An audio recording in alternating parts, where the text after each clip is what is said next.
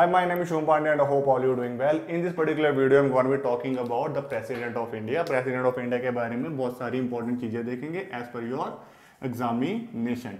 ठीक है, तो सबसे पहले हम बात करते हैं हमारे इंडिया के प्रेसिडेंट या राष्ट्रपति की डेफिनेशन क्या होती है। तो हमारे इंडिया में जो प्रेसिडेंट है या राष्ट्रपति, उनकी जो डेफिनेशन वो ये है कि highest constitutional head of our country, हमारे देश के हाईएस्ट, सबसे बड़े, सबसे पहले जो हेड है या सबसे ऊपर जो हेड है, जो प्रधान है हमारे देश का, कॉन्स्टिट्यूशन यानी संविधान के हिसाब से वो हमारे कौन हो जाते हैं, प्रेसिडेंट हो जाते हैं। पहली बात ये।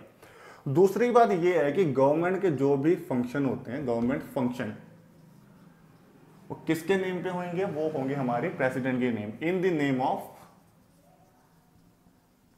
President, short form PREZ। ठीक है, ये बात।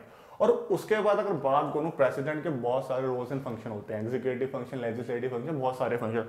उनमें से एक एग्जीक्यूटिव फंक्शन जो आपने सुना होगा वो ये सुना होगा कि कोई भी आपका मतलब बिल पास होता है, उस पर जब तक हमारा प्रेसिडेंट साइन नहीं करता। ठीक है, जैसे कि मैं आपको बता ही देता हूँ, हमारी पार्लियामेंट में सबसे पहले लोकसभा होती है, फिर राज्यसभा होती है जिसको लोअर हाउस कहा जाता है। ठीक है, इसको अपर हाउस कहा जाता है। उसके बाद यहाँ पे हमारे पार्लियामेंट के ही मेंबर होते हैं, हमारे पार्लियामेंट का एक मैं कहूंगा जो पार्ट होता है वो होता है प्रेसिडेंट। तो पहले लोकसभा से कोई बिल पास हुआ, फिर राज्यसभा के पास जाएगा एंड देन वो प्रेसिडेंट के पास जाएगा। अगर वो बिल पे पास पे साइन कर देते हैं तो वो हमारा एक्ट बन जाता है, लॉ बन जाता है। अगर वो उसको मना कर देते हैं तो वहीं का वहीं खत्म हो जाता है। ठीक है, तो ये सारी इनकी डेफिनेशन है, बहुत सारे इनके फंक्शन है। पावर एंड फंक्शन की अलग वीडियो बनाएंगे, इसमें सिर्फ हम बात करेंगे कुछ इंपॉर्टेंट एस्पेक्ट जो प्रेसिडेंट से रिलेटेड है।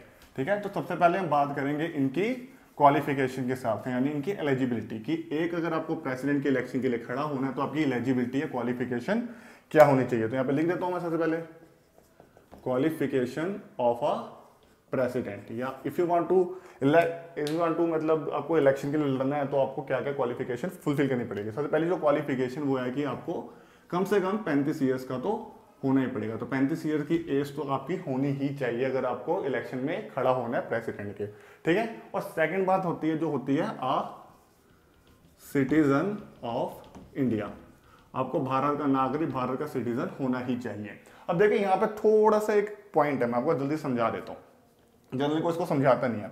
देखिए, एक तो होता है कि आप इंडिया के सिटीजन कैसे हैं, बाय बर्थ। फॉर एग्जांपल आप इंडिया में पैदा हुए हैं, आपके मम्मी पापा इंडिया के हैं, तो आप बाय बर्थ इंडिया के सिटीजन हो गए।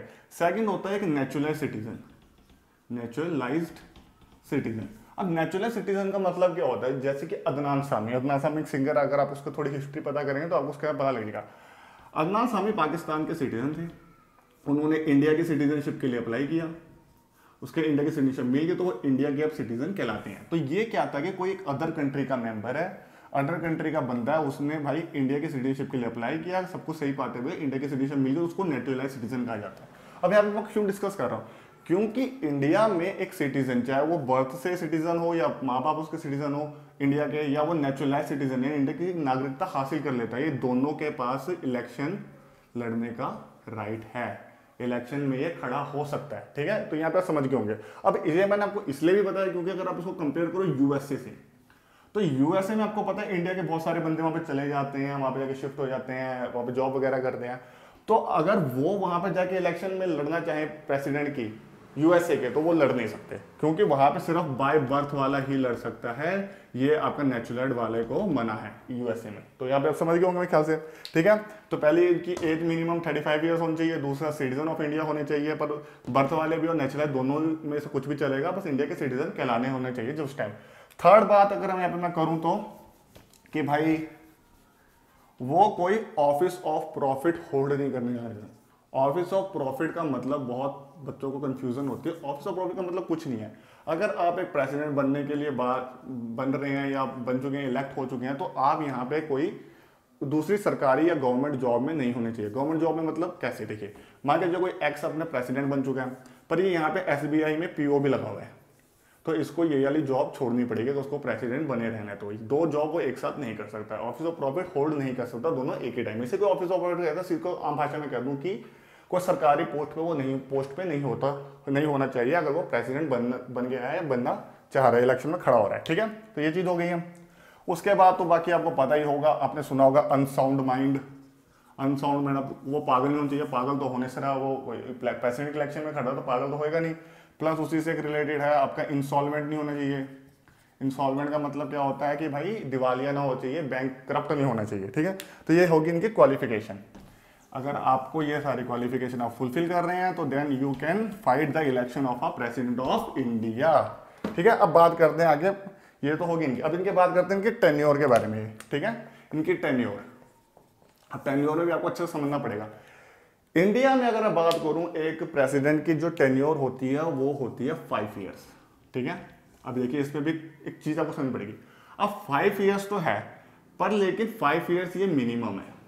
मैं बात करूंगा मिनिमम इन द सेंस कि ये री इलेक्शन भी फाइट कर सकता है। फॉर एग्जाम्पल आजकल टाइम में रामनाथ कोविंद जी हैं, रामनाथ कोविंद अभी 5 साल पूरा करेंगे, 5 साल में अगर दोबारा इलेक्शन के खड़े होंगे तो ये दोबारा बन सकते हैं। उसके बाद दोबारा इलेक्शन में खड़े दोबारा बन सकते हैं, दोबारा इलेक्शन में खड़े सकते हैं, दोबारा बन सकते हैं। जब तक ये मतलब अनफॉर्चुनेटली इनकी डेथ नहीं होती तब तक ये इलेक्शन लड़ सकते हैं। जब तक मतलब उनमें जान प्राण बाकी है वो इलेक्शन लड़ सकते हैं इंडिया में। अगर मैं इसको यूएसए से कंपेयर करूं तो मैं ख्याल से काफी लोग जानते ही होंगे, यूएसए में सिर्फ 2 टेन्योर होते हैं, या 2 टर्म्स, मैं कहूँ तो प्रॉपर वर्ड 2 टर्म्स के लिए ये प्रेसिडेंट बन सकता है।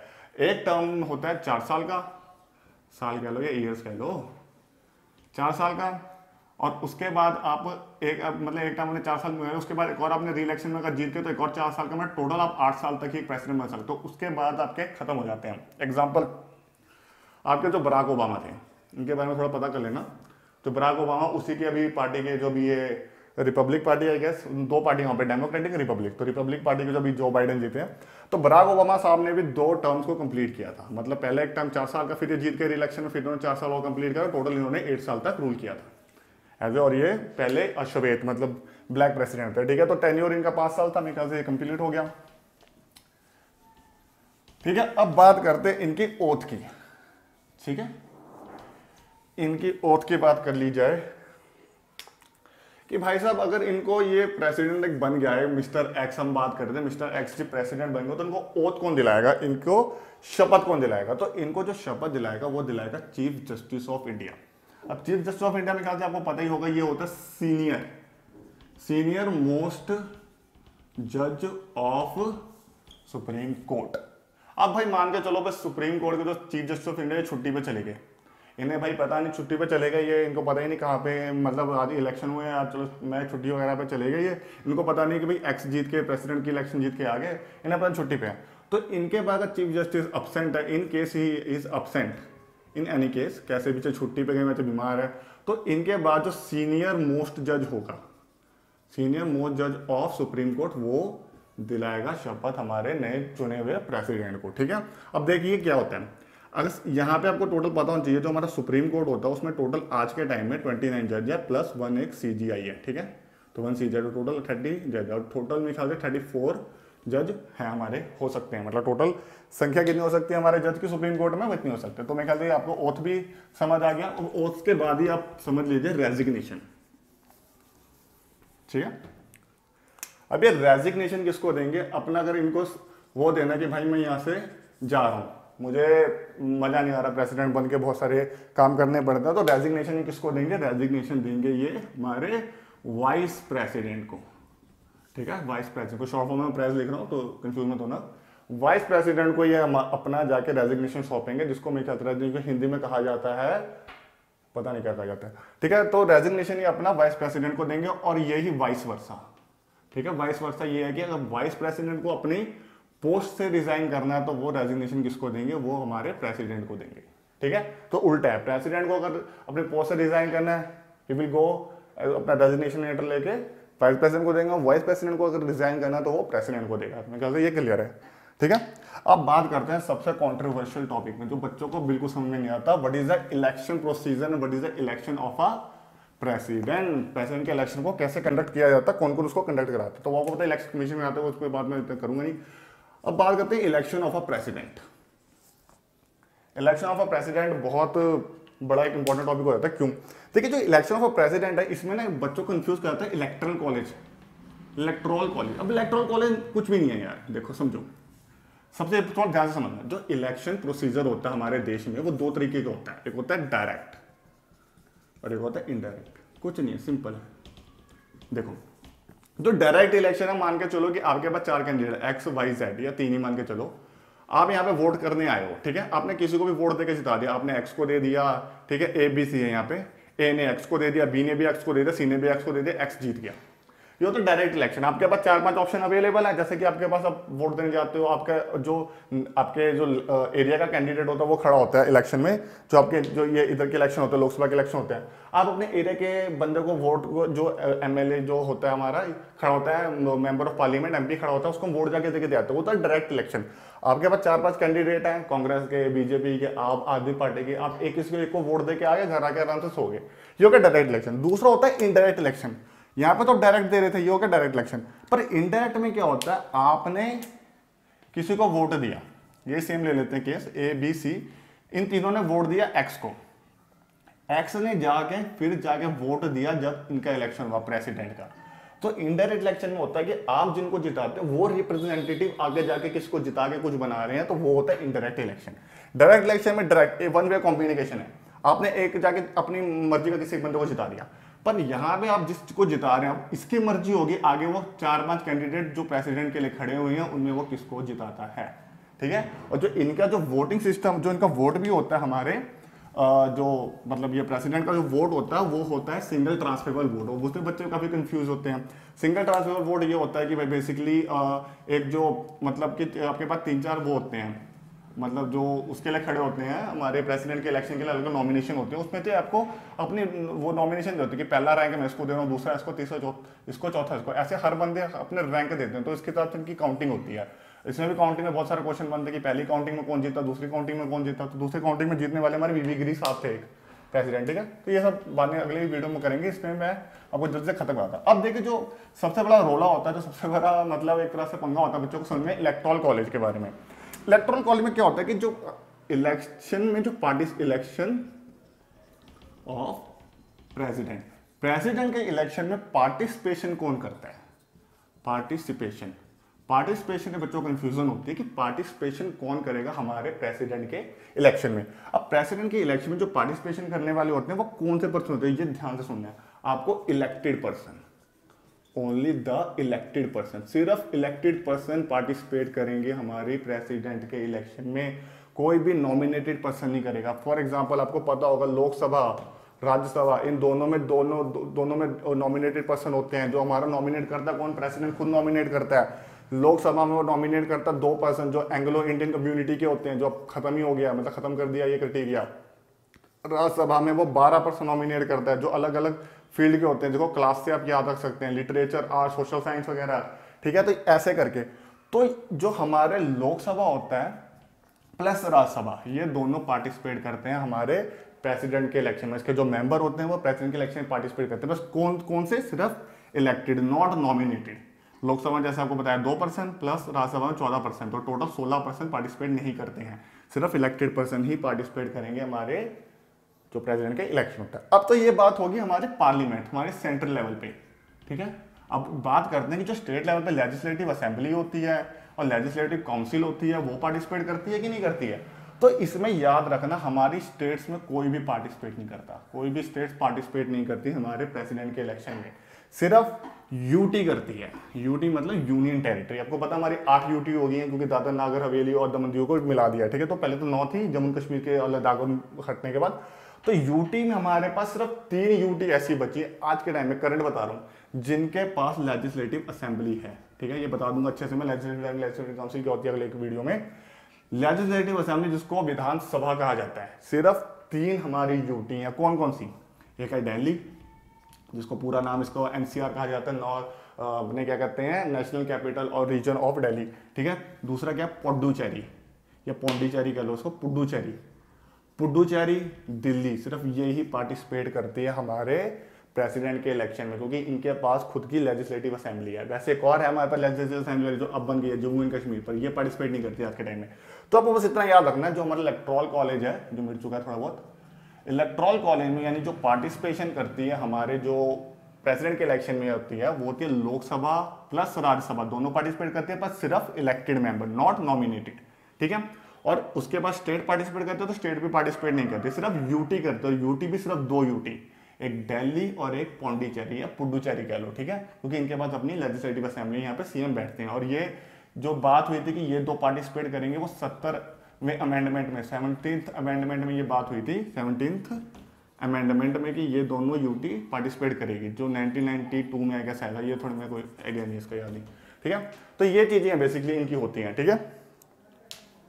तो आपको बस ये चीजें पता करनी है बस, और तो मेरे ख्याल से कुछ नहीं है इसमें। बाकी जो इनके पावर एंड फंक्शंस होते हैं, रोल्स वगैरह होते हैं, वो सारा कुछ इसमें देखेंगे, ठीक है। उसके बाद बात करते हैं हम सबसे एक और इंपॉर्टेंट टॉपिक की, जो होता है प्रेसिडेंट के, जो ये लास्ट टॉपिक बन जाता है एग्जाम पर्पज से, वो होता है इम्पीचमेंट, इम्पीचमेंट ऑफ प्रेसिडेंट। अब देखिए इम्पीचमेंट का मतलब क्या होता है। इम्पीचमेंट का बेसिकली सिंपल तरीके से समझिए कि किसी प्रेसिडेंट को उसके टेन्योर से पहले उसको अपनी सीट से, उसके पोस्ट से हटा देने को कहा जाता है इम्पीचमेंट। इम्पीचमेंट, अब ये भी क्वेश्चन पूछा जाता है कि इम्पीचमेंट किसी प्रेसिडेंट का किस केस में हो सकता है। ओनली एक ही केस में हो सकता है, only on misbehave with constitution. Misbehave कह लीजिए या वायलेशन कह लीजिए, एक ही बात है, वायलेशन ऑफ कॉन्स्टिट्यूशन। आपने या तो मिसबिहेव किया या तो आपने वायलेशन किया प्रेसिडेंट होते हुए कॉन्स्टिट्यूशन का, हमारे संविधान का, तो आपके ऊपर एक इम्पीचमेंट प्रोसेस चलाया जा सकता है। इम्पीचमेंट को हिंदी में कहा जाता है महाभियोग। महाभियोग का मतलब होता है कि आपको आपकी पोस्ट से हटा दिया जाएगा। अब इसका प्रोसीजर थोड़ा बहुत सुन लीजिए, ठीक है। अब देखिए इम्पीचमेंट का प्रोसेस कुछ नहीं होता, आपको पता दो सभाएं हमारी, राज्यसभा प्लस लोकसभा, ठीक है। इसमें कोई भी सदन, कोई either house, any either house, कोई भी हाउस, या तो राज्यसभा या लोकसभा, क्या करेगा भाई, 1/4 मेंबर किसी के भी, या तो लोकसभा ने स्टार्ट किया, राज्यसभा ने स्टार्ट किया, हम मान के चलते हैं राज्यसभा ने स्टार्ट किया, वो इम्पीचमेंट का प्रोसेस चलाएगा कि हाँ भाई हमें लग रहा है भाई तू प्रेसिडेंट मिस्टर एक्स, तूने कुछ गलत काम किया, तूने मिसबिहेव किया, तूने वायलेशन किया कॉन्स्टिट्यूशन का, हम तेरे ऊपर महाभियोग चलाने के ऊपर। और इसको क्या दी जाएगी, राइट दिया जाएगा 14 दिन का, 14 डेज का राइट दिया जाएगा। इसको एक तरह से मोहलत दी जाएगी कि भाई तुमने 14 डे में जो तूने काम किया उसके ऊपर अपनी सफाई पेश कर दे। अगर हमको पसंद आते हो तो सही है, नहीं तो हम तेरा इम्पीचमेंट का प्रोसेस चला देंगे।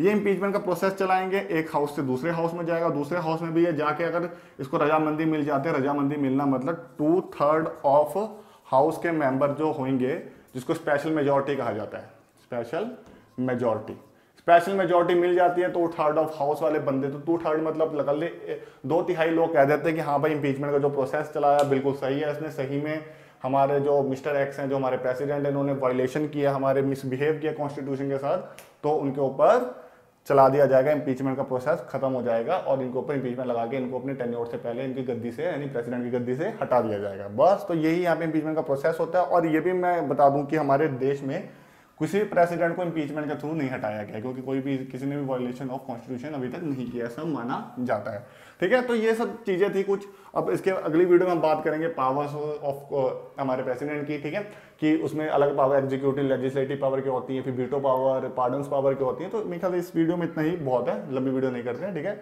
तो ये भी याद, आपको बस इतना याद रखना, जनरली पूछ लेता है एज क्या होती है, जैसे कि 35 एज हमारे प्रेसिडेंट की होती है, वाइस प्रेसिडेंट की 35 है, राज्यसभा के जो अपर हाउस का उसको 30 ईयर्स है मिनिमम एज, लोकसभा की 25 ईयर्स है। तो ऐसा करके वो एज याद रखने, सारा कुछ करना है, ठीक है। तो आई थिंक आपने बहुत, thank you very much for the your time.